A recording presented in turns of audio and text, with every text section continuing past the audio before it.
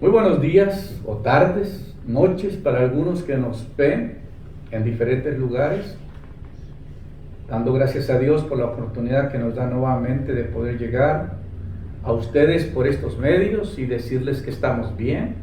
A la familia un saludo, a todos nuestros amigos pastores un saludo desde West Columbia, Texas. Decirles que Dios es bueno, que se ha manifestado su gracia y que estamos bien.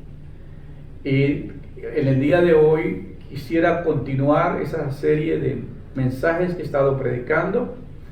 Hemos hablado acerca del llamamiento celestial, luego la impartición de los ministerios y luego la llenura del Espíritu, los dones, el fruto del Espíritu.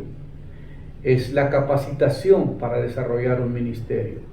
Hoy día nosotros hacemos lo contrario, mandamos a veces los muchachos al seminario para que los maestros los preparen, pero en realidad el modelo que estableció el Señor Jesucristo nadie lo ha podido reemplazar.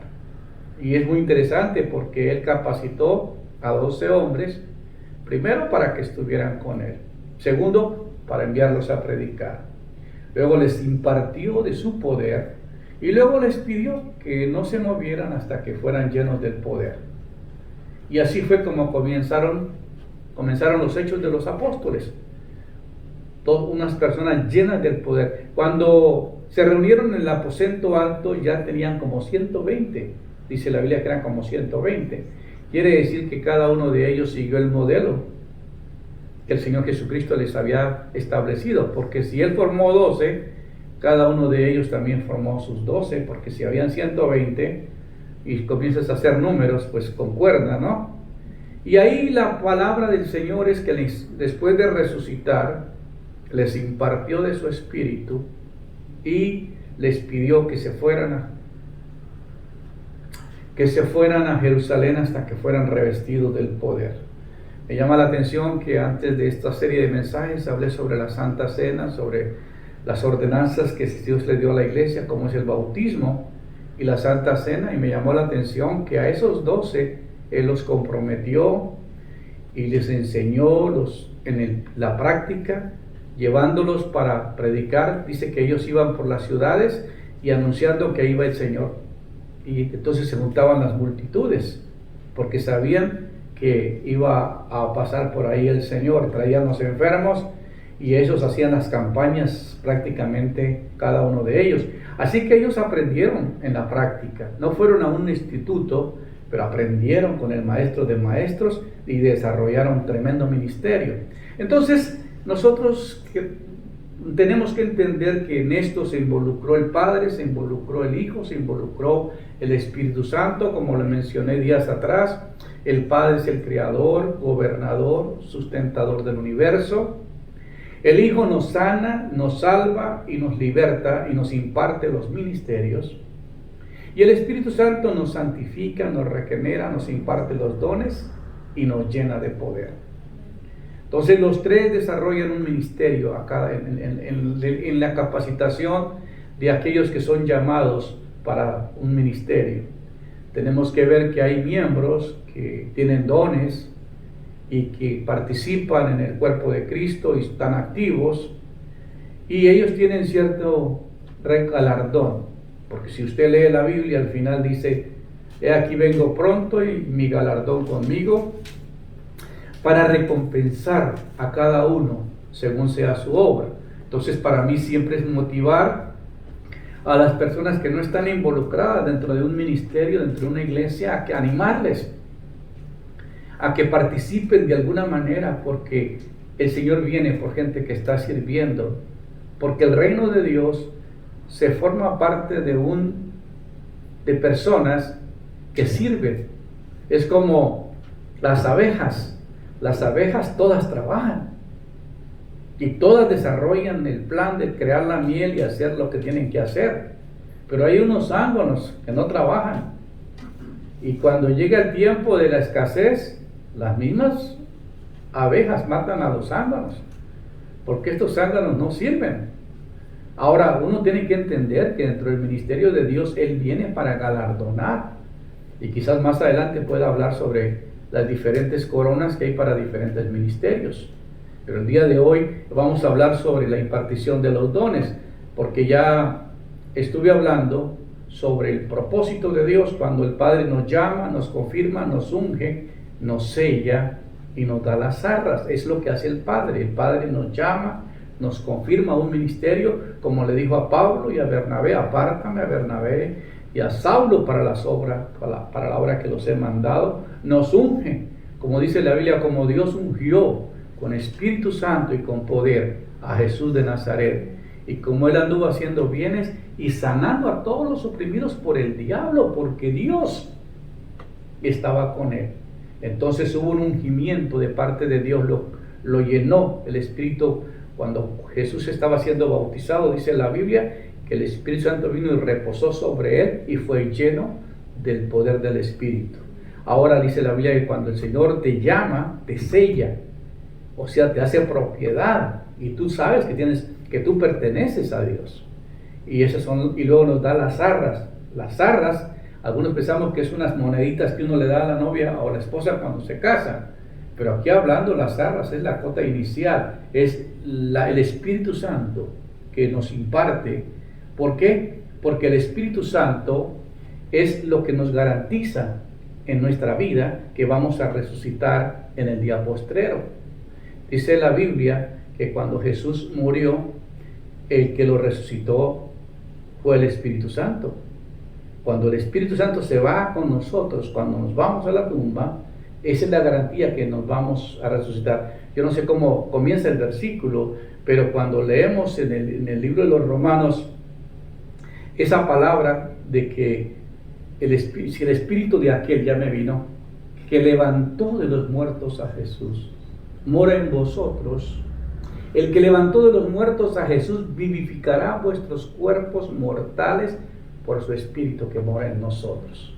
Entonces aquí nos enseña que el que resucitó al Señor Jesucristo fue el Espíritu. Si el Espíritu de aquel, eso es lo que está hablando. Si el Espíritu de aquel, cuando Cristo murió, Él recibió el Espíritu, Él se fue con el Espíritu, y fue la garantía de su resurrección. Entonces nosotros somos sellados y nos da las arras para la redención, como dice el capítulo de Efesios. Un pastor en estos días me decía: no, pastor, gracias por tan profunda enseñanza, porque nos ha edificado.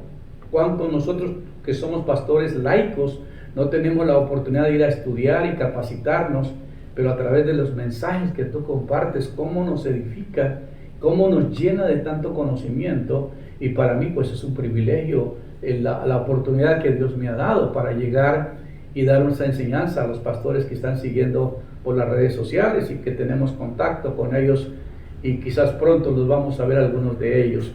Muy bien, ahora el ministerio del Hijo nos sana, nos salva, nos liberta y nos imparte los ministerios. Entonces cada uno de ellos desarrolla una función para capacitar a los que son llamados. El Espíritu Santo nos regenera, nos santifica y nos imparte los dones y nos llena de poder. Por esa razón yo quisiera mencionar esta mañana la importancia de los dones.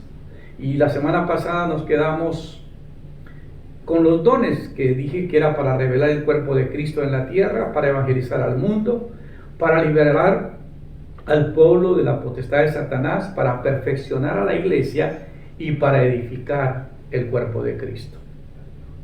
Esto mencionamos acerca del propósito de los dones.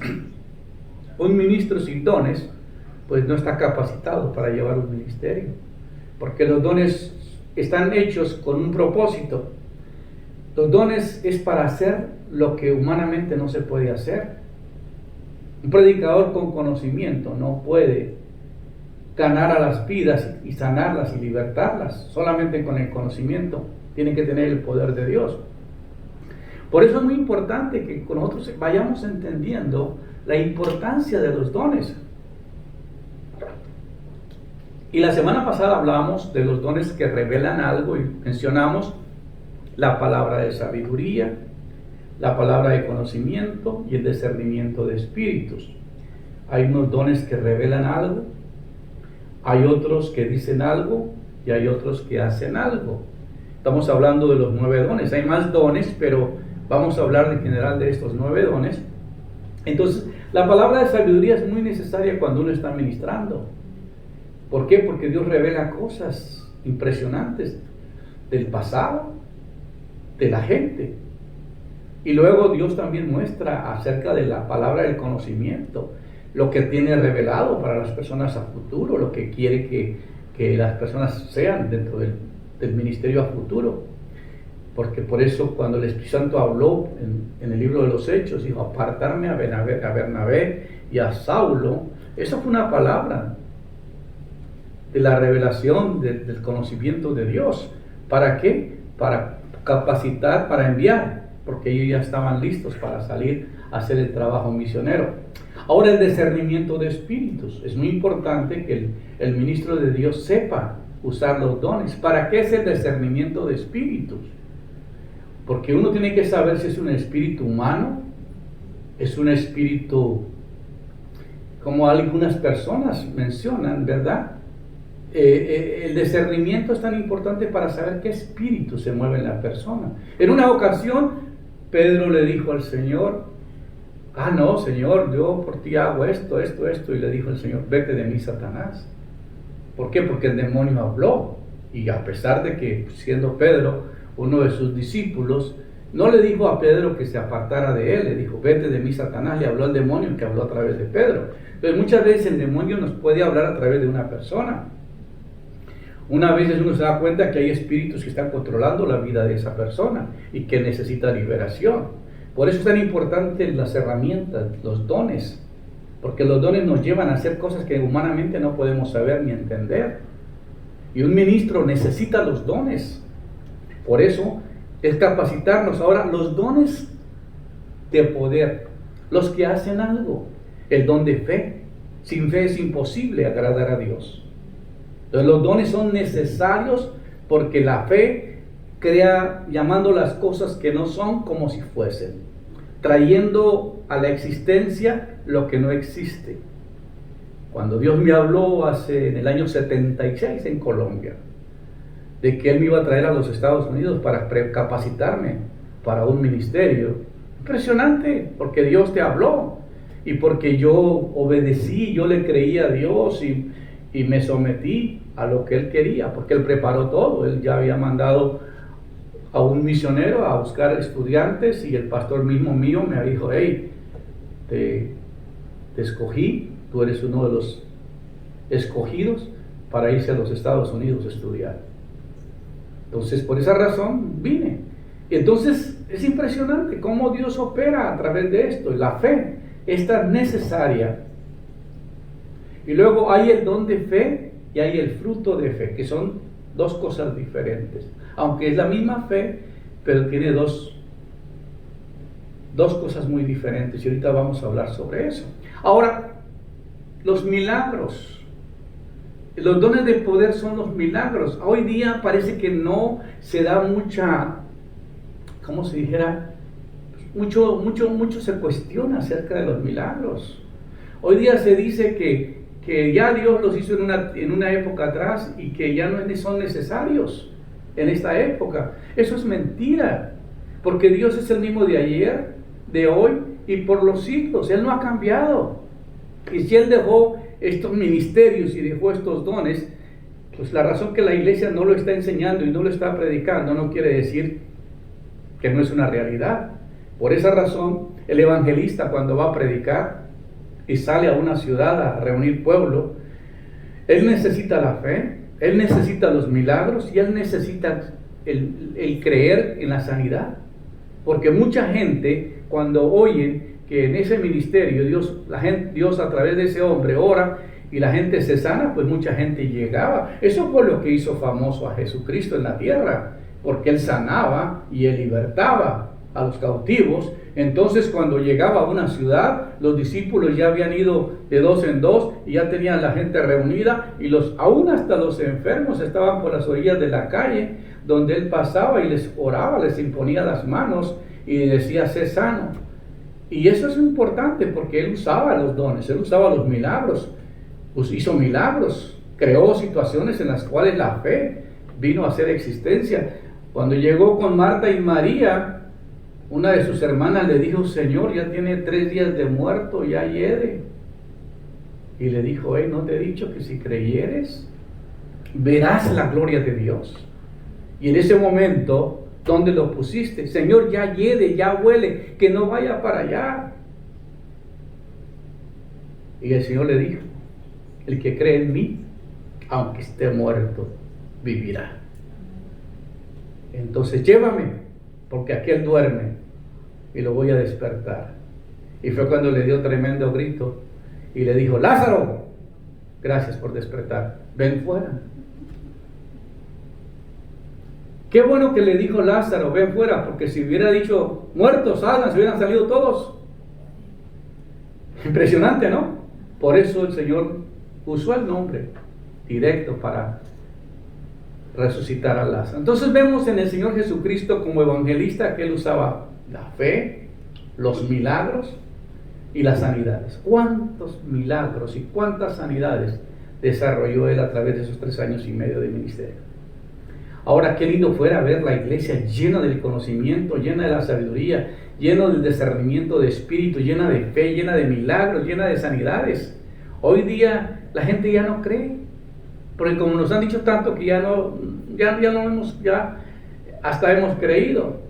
Una vez me estaban contando de un mentiroso que se paró frente de un lugar público cuando estaban sacando papeles importantes y estaba diciendo: ¿sabes qué? Allá en el otro lado no te cobran, lo están dando gratis.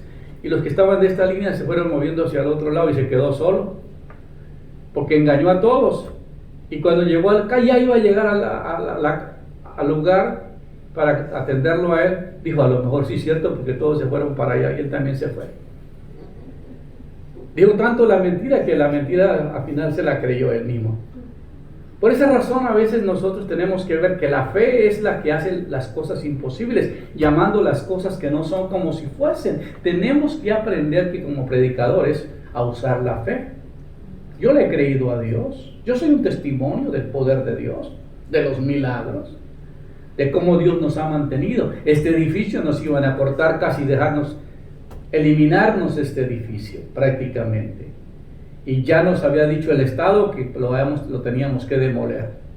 Pero no fue así. Hallamos gracia con el abogado del Estado. Me dijo: ¿sabe qué? Los planes han cambiado. Ahora no vamos a hacer el overpass. Ahora vamos a reducirle menos. Y nos redujeron menos terreno. Y nos hemos podido mantener el edificio.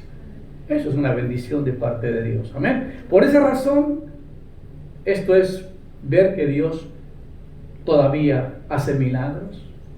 Todavía cambia los diagnósticos. Esta semana, y les iba a predicar sobre eso, pero más adelante quizás, tuve un sueño. Me miraba en un lugar donde iba a predicar, pero de repente había tanta gente y me paro y digo: ¿cuántos de ustedes están enfermos? Hermanos, era impresionante la cantidad de gente que había para acá, que había por allá y que venían caminando, acercándose, porque todos tenían necesidad de orar, tenían necesidad de sanar y estaban buscando una alternativa. Hoy día hay mucha gente con mucho temor, con mucha angustia, con mucha preocupación, con muchos problemas económicos. Y la gente está desesperada y no sabe qué hacer, y nosotros necesitamos darles esperanza, decirles que el Señor es el mismo de ayer, de hoy y por los siglos, y si creyere verás la gloria de Dios. Créale a Dios, lánzate a creer lo imposible y verás que Dios puede hacer cosas extraordinarias en la vida de usted. Puede cambiar diagnóstico, así que venga el cáncer, venga la enfermedad que tenga, para Dios no es nada imposible eliminar. Si resucitó a Lázaro de 3 días de muerto, para él un cáncer es lo mínimo que puede hacer. Eso es impresionante. Así que los dones son necesarios. Ahora, los dones de exhortación. ¿Cuáles son los dones de exhortación? Los que dicen algo. ¿Cuáles son esos? El don de profecía, el don de lenguas e interpretación de las lenguas. Pastor, pero eso ya no se usa hoy. No es cierto. A mí me enseñaron en el seminario que esos dones ya no eran para esta época, que fueron para un tiempo pasado, pero que ya no eran necesarios los dones. Y cuando yo me puse a experimentar de nuevo, cuando Dios me tomó y me mostró que no ha cambiado, y ve que esto existe, porque yo por profecía lo recibí, ¿cómo es posible que un profeta de Dios me delineó todo lo que yo estaba pensando y me dijo, esto es lo que Dios va a hacer contigo? Recuerdo un día que aquí en la misma ciudad donde estamos llegó un predicador de Argentina y predicó en una iglesia aquí en la ciudad, y el primero que me llamó fue a mí y me dijo, hey, ven, Dios tiene un ministerio que va a ser internacional y vas a hacer una bendición a pastores. Y me dijo, aquí está mi tarjeta, porque Dios te va a usar de una manera extraordinaria con los pastores. Entonces, ¿cómo dice yo, si yo de aquí no salgo, vivo en un pueblo tan chiquito, cómo voy a tener conexión con pastores internacionales? Y hoy día, después de todos estos años, mirar cómo la gloria de Dios se ha manifestado y cómo esto se ha abierto, las puertas se han abierto para tantas iglesias y tantos pastores. Antes de la pandemia teníamos 70 iglesias ahí en Querétaro, en Celaya, y estuvimos ministrándole a toda esa gente, y ahora vamos de nuevo con el favor de Dios para el mes de febrero, para 150 iglesias. Esto se cumple porque creemos que lo que Dios dice se cumple. Y aquí yo veo que la profecía tiene su cumplimiento. Me dijo un pastor en otra profecía, te veo como una gallina escarbando, buscando números de teléfono y llamando a pastores para reunirlos. Claro, un pastor de Colombia le dieron 5 balazos, tuvo un atentado, estuvo aquí conmigo, y yo hice un evento en una iglesia aquí en Houston, en Corridor, una iglesia bautista, y juntamos más de 300 pastores. Esa palabra se cumplió ahí mismo. Y fue tan impactante lo que pasó en ese lugar. Entonces, yo la profecía la entiendo, la creo, Dios me ha usado para tantas veces dar profecía. Me invitaron a una conferencia aquí en una ciudad local, cerca, y ellos habían invitado a un profeta, y yo era el conferencista. Y cuando comencé a ministrar, me acerco al profeta y le digo, Dios me dio una palabra para ti. Me dice, ¿qué, pastor? Le dice, vas a tener un hijo. El próximo año vas a tener un niño y le va a llamar Samuel. ¡Ay! No tenían hijos, no podían tener hijos, hermano. El próximo año me llama y me dice, pastor, la palabra se cumplió. ¿Qué hago por usted? Le dije, nada, dele gracias a Dios. Pero un día sí lo necesité y le llamé, le digo, estoy aquí en Guatemala, voy a predicar.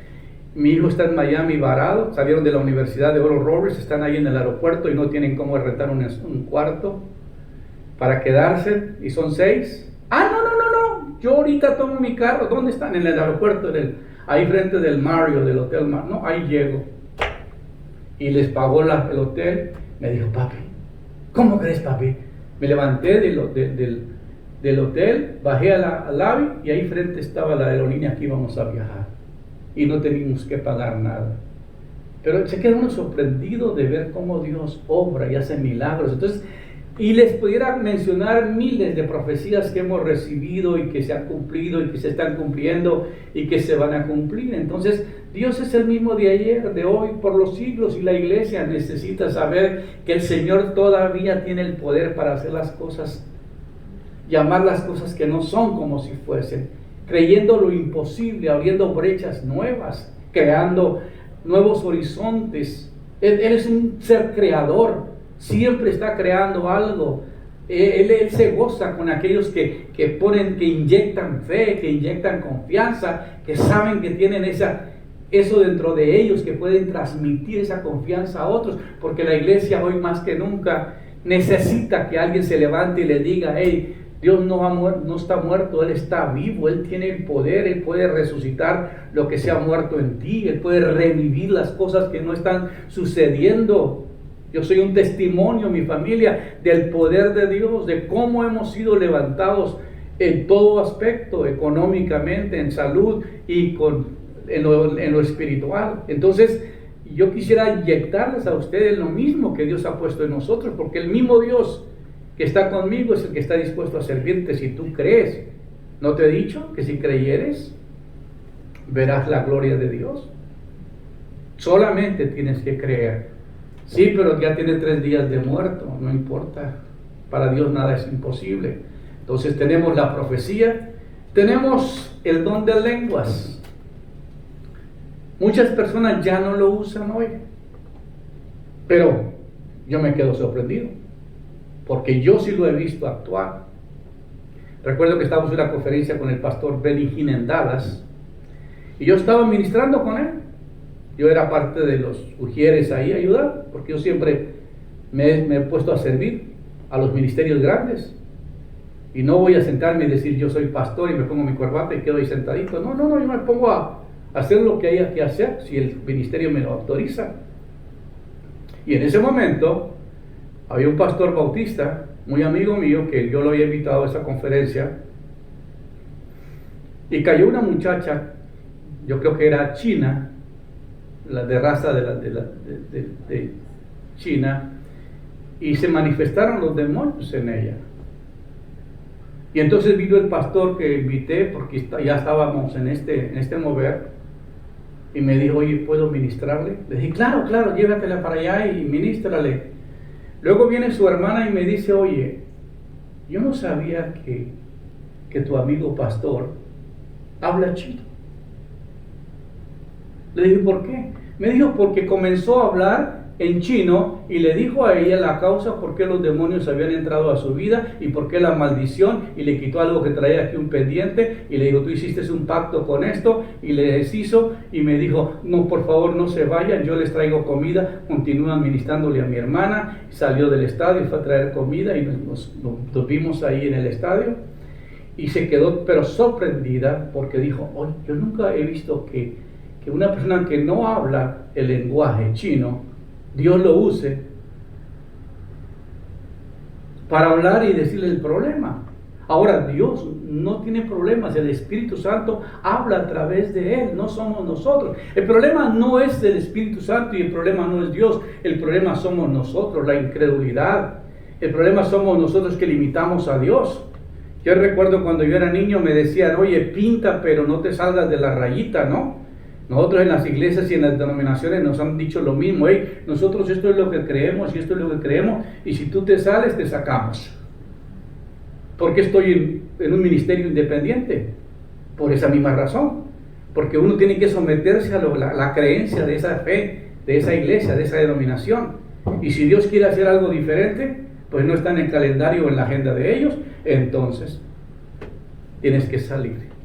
Pero para Dios no hay nada imposible. Y ha sido una experiencia nueva, hermosa, el habernos apartado de las denominaciones y haber seguido la voluntad de Dios y experimentar todo lo que hemos llevado todos estos años, y siempre voy a estar agradecido.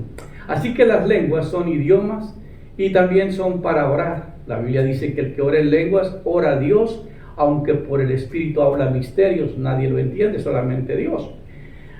En una de las guerras de Estados Unidos, había un lenguaje de los indios, creo que eran navajo los indios de aquí de Estados Unidos, y los soldados americanos aprendieron a usar ciertas claves con el lenguaje de esa tribu, y se hablaban por los teléfonos, los radios, y comunicaban en ese lenguaje, y el enemigo no los podía interceptar.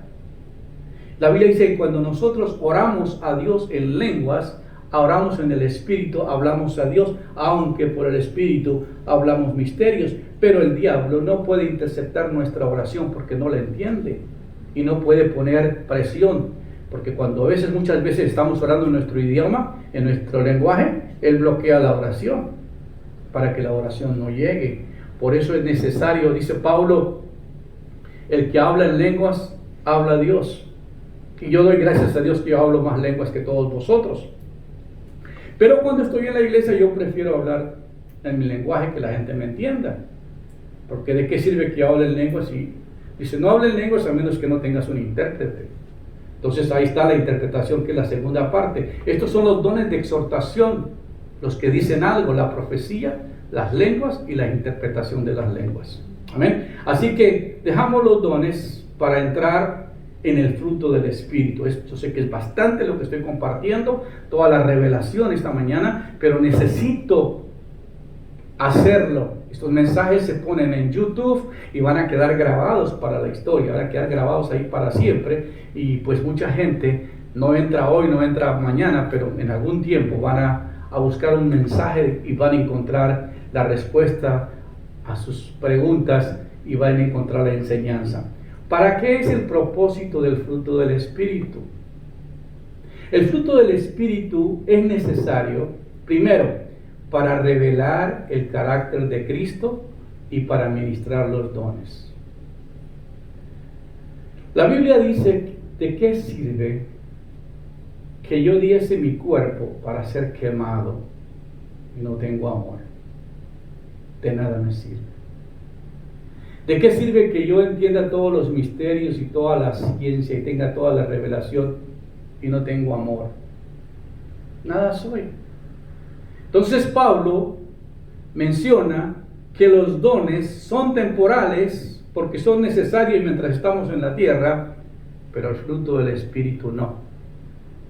El fruto del Espíritu es eterno y es el 10% que yo estaba hablando quizás que recibimos en esta vida cuando recibimos al Espíritu Santo. ¿Por qué? Porque el Espíritu Santo viene a formar el carácter de Dios en nosotros. He encontrado que yo soy un ministro de sanidad interior, yo ministro sanidad interior, liberación, restauración, pero en esto que ministro, primero saco la basura que hay en las personas, como destapar cañerías. ¿Por qué? Porque la gente tiene problemas, recuerdos del pasado, traumas, abusos físicos, verbales, sexuales, emocionales.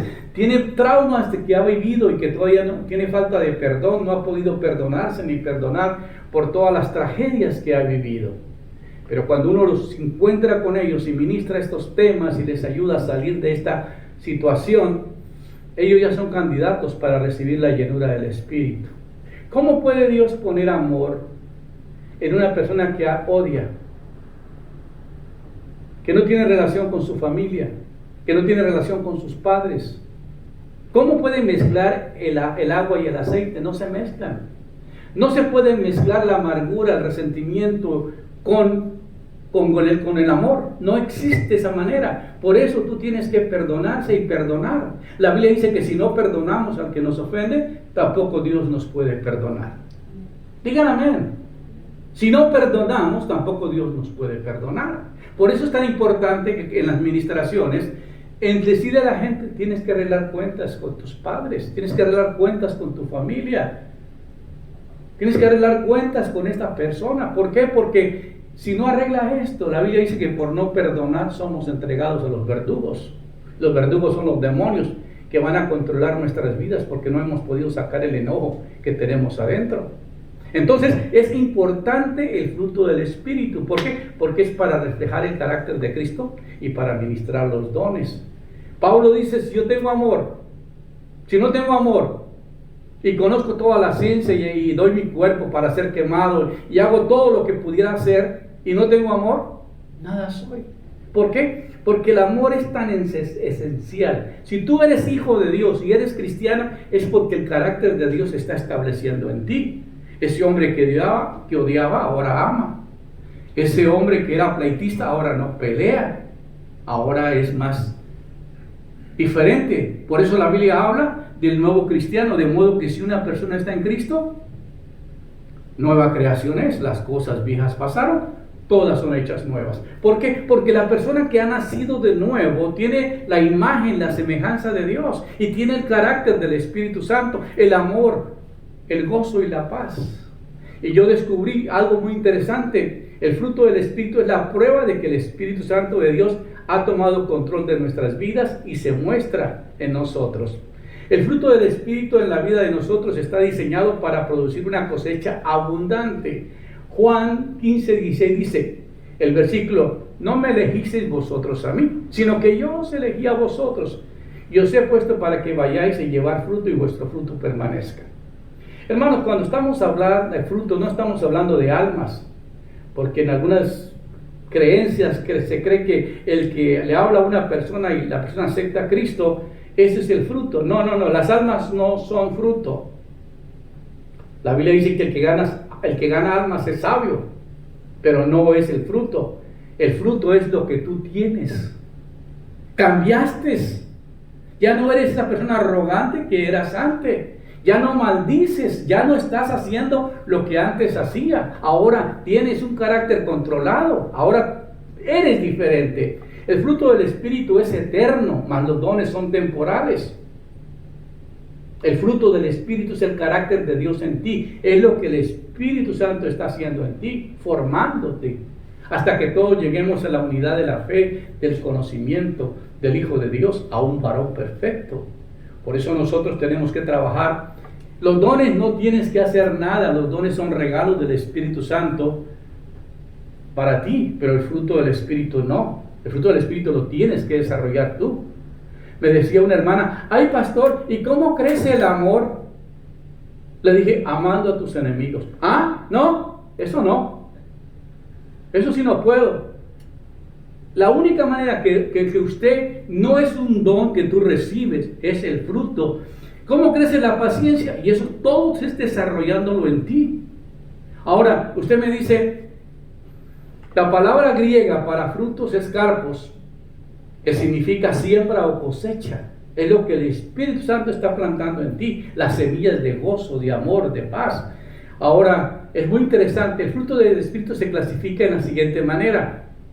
Para que el creyente nacido de nuevo, su meta principal es que el fruto del Espíritu se forme en él, ya que ese fruto es el que nos habla la Biblia, por sus frutos los conoceréis. Pudiéramos llamar carpos el fruto o la cosecha del Espíritu en nosotros. La primera cosecha es cuando verdaderamente llega el amor, el gozo y la paz. Ahora déjame decirte esto que es muy importante. Cuando el Espíritu Santo comienza a operar en nosotros, a sacar la amargura, el resentimiento, el enojo, todos los traumas de la niñez, los abusos que nos hicieron, el maltrato físico que nos hicieron, y cuando nosotros podemos reconocer que mis padres no hicieron lo mejor, que esa persona que yo le entregué mi vida me engañó, me traicionó, y en ese momento yo digo, Señor, perdónalo, y perdóname a mí por el resentimiento, por el enojo, por la ira que sentí contra esa persona. En el momento en que usted confiesa y pide perdón a esa persona, en ese momento usted se libera. Y no es pedirle perdón a Dios, porque la gente piensa que venir a Dios y decirle, Dios, perdóname por todo lo que hice y lo que voy a hacer, eso no resuelve nada. Porque el que tú heriste fue a alguien que está herido todavía contigo, que está enojado contigo por el mal que le hiciste. La Biblia dice que si tú vas a ofrendar, primero arregla cuentas con esa persona, porque la ofrenda no va a ser recibida, porque tienes enojo contra alguien, o tienes falta de perdón, o has pasado por diferentes situaciones. Entonces el fruto del Espíritu viene a regular, como con los tanques de oxígeno. Ustedes han visto que tiene como un relojito para medir la presión, porque si le suelta todo el gas que tiene, te explota. Si te entra este gas al cuerpo, pues no lo resiste el cuerpo. Por eso el Espíritu Santo es el regulador, porque nos da el fruto del Espíritu, que es amor. Yo he visto que no hay cosa más hermosa que es el amor. ¿A quién han llevado a la cárcel por amar a otro? El amor todo lo cree, el amor todo lo sufre, el amor todo lo espera, el amor todo lo soporta, el amor nunca deja de ser. ¿Por qué? Porque el amor es el fruto del Espíritu que tiene que formar a ese creyente con el carácter de Dios. ¿Me están siguiendo, verdad? Entonces es muy importante que la persona que no regula sus palabras, que no regula sus pensamientos, que habla para pensar, que dice cosas, después se arrepiente de lo que dijo cuando ya la relación está rota. ¿Por qué? Porque no supo regular lo que dijo. Y nosotros tenemos que aprender a controlarnos, a controlar. Y eso lo hace el Espíritu Santo cuando está controlando nuestras vidas. Él es amor, Él es gozo, Él es paz. Entonces la primera cosecha del Espíritu Santo, del fruto del Espíritu, es para ti. Es lo primero que Dios va a formar en ti, es el amor. Pablo dice en la Biblia que el Señor amaba a la gente y tenía compasión por la gente. Si algo distinguía al Señor Jesucristo era el amor hacia la humanidad. De tal manera amó Dios al mundo. El amor es el primer fruto del Espíritu en la vida del creyente. Y esto está profundo, esto está intenso y lo entiendo. Pero el segundo es el gozo. ¿Cómo una persona amargada, resentida, puede tener gozo? No puedes. El gozo es una situación que cuando ya resuelves tu vida. Una persona con traumas, con heridas, con tristeza, con dolor, con angustia, con desesperación, no puede controlar el gozo, porque el gozo no está en el corazón, el gozo está en el alma. Y una alma herida es un alma resentida. Por eso el rey David decía: Señor, sana mi alma, oh Jehová, porque estoy abatido, estoy angustiado, estoy desesperado, necesito que sanes mi alma. Entonces, el amor, el gozo está en el alma, no está en el corazón. Y el gozo es algo que lo tienes que tener permanente. La Biblia dice: por cuanto no me servisteis con gozo y con alegría de corazón, te desecharé de mi presencia. A Dios no podemos llegar amargados y resentidos y reclamándole: ay Señor, tú sabes que este hombre me hizo esto y esto y esto y esto, y Señor, que la ley le caiga encima y que tú lo destroces porque me hizo daño. Esa oración no llega. Cuando tú dices: Señor, perdónales porque no saben lo que hacen, me maltrataron, me hirieron, me hicieron mal, pero yo te pido que tú los perdones y yo los perdono, comienza a salir. Cuando les pregunto a las personas: ¿cómo te sientes, hermano, después de dar un seminario que se llama Clínica del Alma? Me dice: ¿quiere que te diga antes o después de la clínica? Porque antes era una situación terrible, pastor. Hoy día ha habido un cambio radical en mi vida. Desde que usted ministró estos temas en mi corazón y mi vida, cambié. Entonces, una persona la distingue el gozo. Yo llego a cualquier lugar y hago reír a la gente y bromeo y me entro en confianza con la gente, porque es una gracia que Dios ha puesto en mí. Y ahí uno detecta que el que está mal emocionalmente no le gusta que bromeen, no le gusta que digan nada, porque no recibe ninguna broma, porque si tú le corriges, pues él no tuvo buena relación con su papá y su papá nunca lo corrigió, entonces se molesta. En fin, son muchas las situaciones que pasan, pero el gozo es lo esencial. Cuando llegamos a enfermarnos, si tenemos gozo, nos podemos superar más fácil.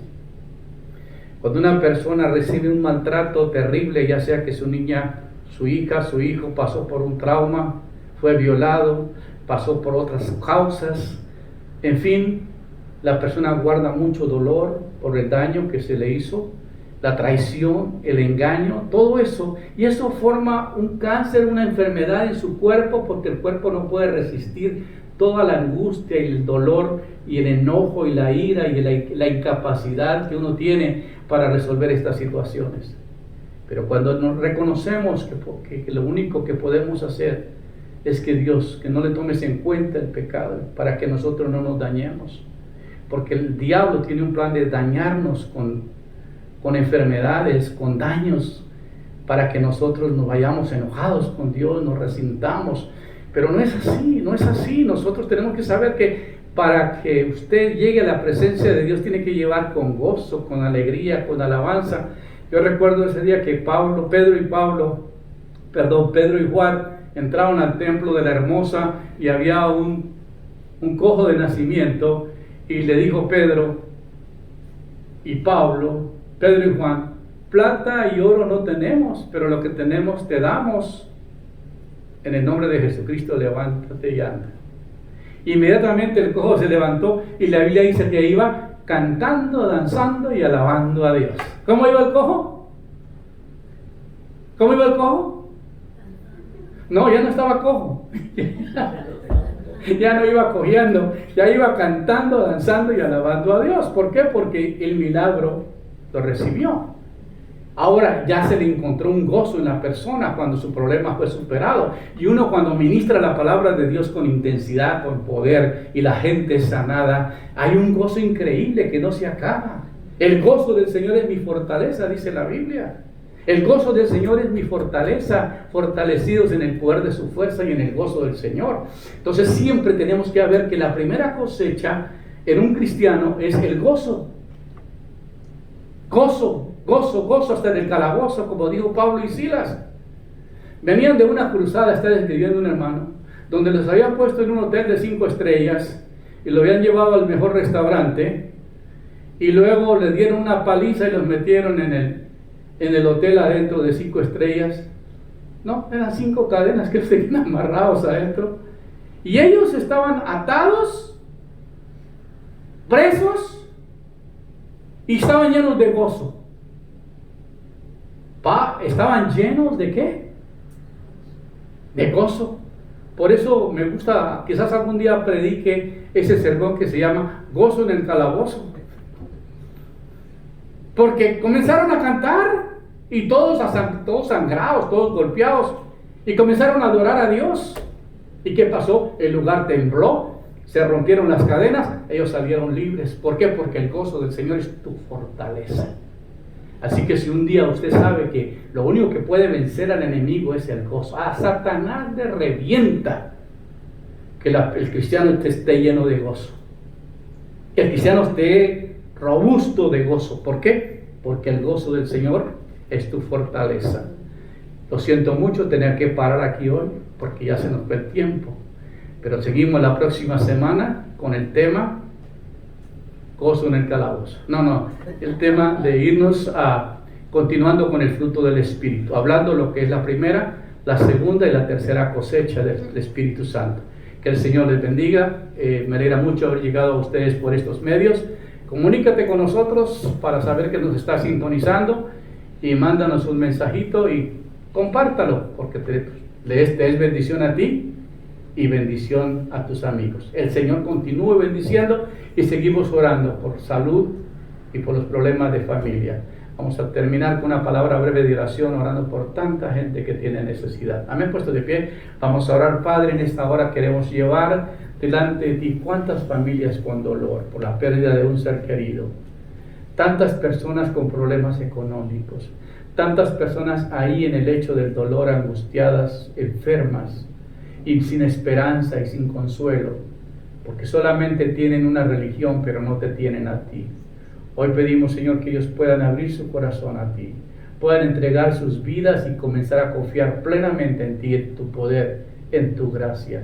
Pedimos, Señor, que tú sanes a aquellos que están enfermos, a aquellos que tienen cáncer. Señor, retira ese cáncer de su cuerpo. Aquellos que tienen cualquier enfermedad, te rogamos en el nombre de Jesús, que toda esta enfermedad desaparezca de sus cuerpos y que tú traigas sanidad sobre estas vidas. Lo imploramos en el poder del Espíritu Santo. Amén. Dios les bendiga. Muchas gracias.